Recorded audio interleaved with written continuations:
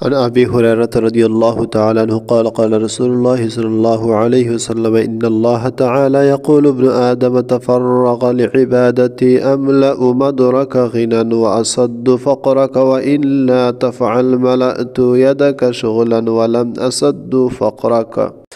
حضور اقدس صلی اللہ علیہ وسلم کا ارشاد ہے کہ حق تعالی شانہ عم نوانہ کا فرمان ہے کہ اے آدم کی اولاد تو میرے عبادت کے لیے فارغ ہو جا، میں تیرے سینہ کو غنا سے پور کر دوں گا اور تیرے فقر کو زائل کر دوں گا، اور اگر تو ایسا نہیں کرے گا تو میں تجھے مشاغل میں 500 دوں گا اور تیرے فقر زائل نہیں کروں گا۔ হুজুর সাল্লাল্লাহু আলাইহি সাল্লাম ইরশাদ করেন, আল্লাহ তাআলা বলিয়াছেন, হে আদম সন্তান, তুমি আমার ইবাদতের জন্য অবসর হইয়া যাও, আমি তোমার অন্তরকে সচ্ছলতা দ্বারা ভরিয়া দিব এবং তোমার অভাব দূর করিয়া দিব। আর যদি তুমি এইরূপ না করো তবে আমি তোমাকে বিভিন্ন ব্যস্ততার মধ্যে জড়াইয়া দিব এবং তোমার অভাব দূর করিব না।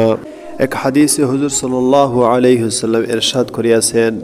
যে ব্যক্তি ওই জিনিসের তালাশে লাগিয়া যায় যাহা আল্লাহ তাআলার নিকট রহিয়াছে, আর আসমান তাহার ছায়া হয়, জমিন তাহার বিছানা হয়, দুনিয়ার কোনো জিনিসের ফিকির তাহার থাকে না, এইরূপ ব্যক্তি ক্ষেত ফসল না করিয়া